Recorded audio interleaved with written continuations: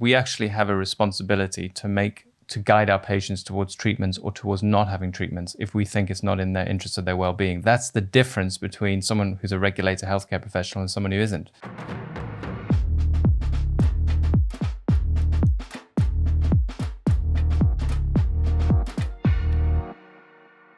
Welcome to the Aesthetics Mastery Show. I'm Dr. Tim Pearce. Hi, I'm Miranda Pearce. Today we are diving deep into body dysmorphia, triggered by that recent case that we all saw probably of the Bulgarian girl who's put 25 mils into her lips and is striving to have the biggest lips in the world. Quite shocking. So we are going to tackle from your perspective, where is the line when you are treating clients? And, this is a discussion for us all in society. Like, is this appropriate? Is this ethical? And Tim has done a brilliant download that you can access via a link in the description, which is a dysmorphia checklist. And also he's going to actually give you what he says when he rejects clients, because there's a nice subtle way of doing it. It took me years to hone this. It's also included in this video, but download the checklist. So where should we start? So she has gone for 25 mil in her lips, apparently. But I mean, it doesn't really matter how many there are. They look crazy. And to our normal bar, it's quite shocking for us. And many of the practitioners out there, you guys are commenting on it and saying that the practitioner who did it is terrible, etc. So I'm wondering, what do you think is going on with her? Why has she gone for such massive lips? Well, it's really difficult for us to understand without talking to her in detail, which is one of the points I want to get across with this whole episode, is understanding the complexity of diagnosing body dysmorphia. You cannot do it from a picture. I did 6 months of psychiatry in my training, and I know that you spend a long time figuring out exactly how people fit into these different official diagnoses, and you don't just look at pictures. Although that may often be correct, it isn't always correct, and I'm going to shed a bit more light on that as we go through it. So why is she looking for it? Well, there are many reasons people can have extreme treatments. They could have body dysmorphia, which means they're obsessively seeing themselves in a negative frame of light, constantly ruminating over a particular problem, trying to make an adjustment in the hope that it'll make them happier, and then failing, and then repeating that cycle. So it's this futile cycle of trying to make yourself feel certain about your appearance and then achieving nothing, but not stopping. It's almost no different to scratching a mosquito bite. When it's bugging you, scratch it, it makes it worse. You keep scratching it till you cut a hole in your leg. It's a little bit like that. Now, the people who basically do body modification are not necessarily dysmorphic, and that's the two things we need to separate out. So would you have treated her? Well, the short answer is no. But my reasoning is what I hope will help our viewers. It's quick to diagnose someone as body dysmorphic by looking at them and saying they clearly have dysmorphia. The example I like to use to shatter that idea is, what about tattoos? What about circumcision? There are lots of things that people do to their bodies that have no physical benefit, that don't necessarily make them better looking, but they make the choice as individuals that it's something that they want in their lives to help them in some way, feel different, mark an occasion, whatever the reasons are that people do these things. And they can, to the external eye, to someone who's just seen them. It's a bit like those plates in the African, I'm not going to get it wrong. But there are those tribes that put enormous plates in their lips. Now, within the context of their environment, if you don't have a plate, you're at a disadvantage. So they are actually needed in a way, culturally, they are needed to survive, because without them you have different value and there's less social power. Interestingly, they're a symbol of feminine power in those tribes, which I think is quite interesting. So, but for us, it's just mutilation, and there are lots of examples like that across cultures where if you're not part of the culture, it doesn't make any sense. So you could be dealing with something like that, and I'm trying to be not apply my own ideology to interpreting what they want. However, I am part of a system that I do buy into, which is that being a healthcare professional, which means I'm here to improve someone's health and well-being. I'm not here for other things. And I have to take that responsibility quite seriously. And that's where it gets interesting, is if I'm saying she doesn't have body dysmorphia, because she may not. I think it's possible that you could want an enormous lip treatment without obsessively thinking that you're ugly, without always looking in the mirror, without a sense of dread and self-loathing, I think some people modify their bodies for other reasons. I think it's possible. And we need to talk to them really in detail before you can make that diagnosis of true body dysmorphia.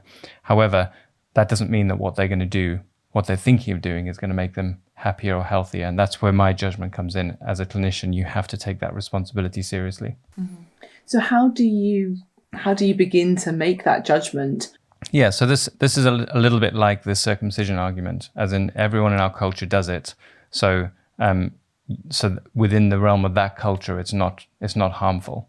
Now, it's a difficult line to tread. I can only make the decision from my perspective and what I'm confident is going to make someone happier and healthier.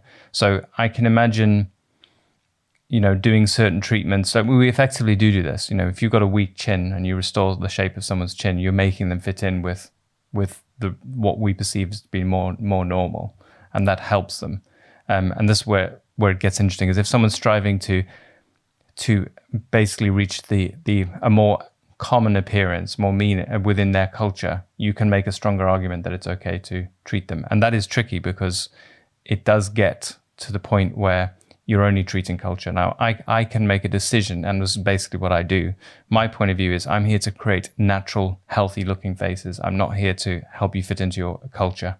That's one delineation you might make straight away, which is it might be great amongst your circle of friends to have an enormous top lip, but for society in general, it's a bit strange. I know what the ratios should be. I'm gonna stick to what is the natural shape of lips, creating beauty, the natural form of it, not cultural kind of fashionable treatments. Mm-hmm. So that's one of the first things to do as a clinician, is decide, are you going to play the game of I'm going to help people kind of push the boundaries of their culture, or are you going to help people look natural and beautiful? Because I think one of the areas that I've always been slightly nervous about is that we as practitioners aren't paternalistic and making a judgment like, oh, well done, you've qualified by my standards and therefore you can have the treatment that you want. Yeah, I think it's a paternalistic is the correct word, but it's often a maternal thing, because I see it most often with older women who see younger women coming in for treatments and think that they don't need it. And once again, this comes from trying to understand the individual within their immediate environment. Like if you're 26, 23, and you feel like your top lip is disproportionately small and it makes you not want to smile at people when you first meet them, that is creating a friction point in your ability to project yourself fully into life. And that will, in theory, might affect some of the opportunities that you have. Now, you might be beautiful and have great skin and all the other things that you might not have as much of as you get older, but you can't look at it through your eyes. You've got to try and look at their environment through their eyes. But the layer on top of that is you've also got to try and see how they are perceived by everyone else. And this is where it gets difficult not to be paternal, because we're trying to project through imagining how society is going to interact, but we're just another member of society. But the key thing there is, how far away from average are you taking this face? Because if you're taking a face a long way away from the average face, you're effectively excluding that person from the tribe. That's how I'd understand it. For in terms of functioning healthily, the further away you get from normal, the more likely they're going to be rejected by the herd. And that's a healthcare practitioner must take that into account. If you're a tattoo artist, you don't have to, because the whole point is to differentiate yourself, often, not always. But you just need their consent to say, yes, I do want a lizard on my face. You don't have to make a judgment of whether that's going to be in their benefit or not. But healthcare professionals are bound to make make an attempt at making a decision whether this is a healthy thing or not for them in terms of how they function. And that involves how they're going to fit into society after I've done this procedure. Okay. So imagine that you are coming out into the waiting room to gather your next patient, and there you see someone who has big old lips anyway. They've never come to our clinic before, and you think, oh God, heart sink, like I can't treat that person, immediately. How do you consult them, A, and how do you stand them down, B? So how do you reject a patient who's come to ask for your help, but you don't want to do the procedure because it doesn't fit in with your ethos? That has happened to me many times. Initially, it was clunky which was you say something like, I'm not the right practitioner for you. And that seldom gets oh, okay, fine, see ya. There's normally an argument, which is, what do you mean? Is my money not good enough for you? I'm happy to pay. All those kind of payment related things come up. And really you need to explain to them what your ethos is. And the key thing here is you can't be judgmental either. So I think you look stupid with those lips is not the right answer. You have to, and that's because it's not objective. That's a subjective explanation. And so this is where what I've said already may be helpful is you need to present them with the objective reasons. So the objective reason number one is I can't treat you because effectively every treatment I do is a bet that I'm making that you're going to be better off at the end of this. I mean healthier. I'm going to improve your well-being with this procedure, and that the degree of that improvement will offset the risk of the procedure. So there's an equation going on here. And what I can confidently say to someone who wants enormous lips is my bet that I'm going to improve your well-being is not what I'm willing to make. I just it's too complicated. I don't know how other people are going to react. It's better for me ethically to do nothing. And most people take that really well. They're like, it's up to you to have this procedure. I'm not saying it's the wrong thing for you. It might be the best thing you ever do. I don't feel enough certainty to make that bet, because it's breaking the realm of normal so much that other people may not react as positively as you hope. And you may not care what other people think, but I have to take into account that could still affect your health and well-being. Mm-hmm. And for that reason, I'm out. Brilliant. The practitioners were criticizing, understandably, the person who did this in the first place, be they a medical or non-medical person. So what do you think? I mean, do you think they're bad people? Well, it depends on what their rationale is. I know what many of them will say, which is this is what the patient asks for. If you ask the patient says, I'm happier now than I was before I had my lips done. And they're probably not wrong. But is it sustainable and long lasting? And is it going to keep going that way? This is where all the uncertainty creeps in, because I'm fairly certain this patient has free will. They're not psychotic. I think it's quite possible they're not dysmorphic. And they're asking for this treatment, getting it and feeling okay with what they're getting. Now, the best reason not to do the treatment, I think someone pointed out on the thread on Facebook, is you've actually got a physical risk there. That's number one. Like you might stop the blood flow to the lip. So that's absolutely critical. The other justifications they may have are basically center around the patient asked for it, and they tell me that they're happier afterwards. And for me, this does ignore that interface with society. The fact that we know enough about how humans interact. We are herd pack animals. We rely on each other to survive. I think they're ignoring that it doesn't just matter what the patient thinks. And this is where it gets really tricky, because we love the idea of empowering women and making them in charge of their appearance. But actually there is a point where you're involved with something that may be disempowering even though they want it. And that's the bit that is ignored. But the justification is that they want it. But absolutely, I think this isn't about controlling women or not controlling women. This is about a contract and a relationship between two people. One's a professional, one's a member of the public, and you're the professional. You get to decide what you are comfortable with. Yeah, and I don't think everyone, as they go into aesthetics, necessarily takes on board that responsibility. As soon as you hear it said, they think, yeah, that's a good idea. But we actually have a responsibility to guide our patients towards treatments or towards not having treatments if we think it's not in their interest of their well-being. That's the difference between someone who's a regulated healthcare professional and someone who isn't. If you're not, tattoo artists, they actually have more regulation than we do, but they're not bound by this idea of well-being. They're just bound to fulfill the contract, and they can just do whatever. And there's nothing actually within that equation seen as unethical, but it's different for us. We are held to a higher standard. And that standard is much more complicated, because you basically have to be a psychiatrist and an artist, and a teacher to do what we do. So there is a lot more to it than just the patient wanted it, so I gave it to them. Okay. And do you think that practitioner was money grabbing? It's possible, but how am I to know? I think it's more likely that they have a rationale for it. A bit like the tattoo artist. I don't think every tattoo artist who tattoos someone's face is money grabbing. They're just doing what tattoo artists are supposed to do.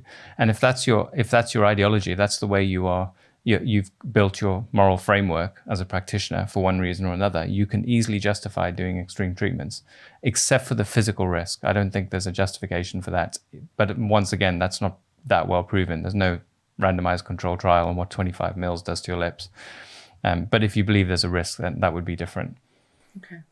So is there any kind of takeaways that you think from this really interesting case? Well, the most interesting thing for me about these extreme cases is I really think practitioners need to separate body dysmorphia from other reasons of people, from body modification, essentially. There's a difference between body dysmorphia and body modification. And someone doesn't need to be body dysmorphic in order to have extreme treatments.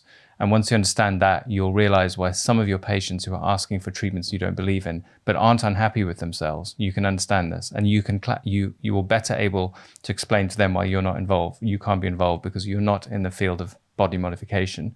You're a healthcare professional who wants to improve well-being, and body modification is not clearly linked with well-being at all. And for that reason, you can't do treatments that don't fit into that type of treatment. I mean, people have haircuts we don't like. Yeah. They wear clothes we don't like. And we're like, you're fine. You do whatever you need to do. It's not my business. And that's how I feel about some extreme treatments. As in, if they don't get a physical risk for it and they want to do it, I'm not against them personally doing it. I'm drawing the line at me being involved. and that's a useful separation. You don't have to judge their decisions. You're judging your own behavior, not them. Wow. Thanks so much for watching, guys. And we are super interested in your thoughts. Comment below. What do you think about this case? And don't forget to download the checklist, Tim's Dysmorphia checklist, in the description. There's a link there for you. And if you are interested in accessing this as a podcast, then go to all your usual places, Spotify, iTunes, etc. And you can listen to us as you are driving to work. Thank you very much for watching. Take care.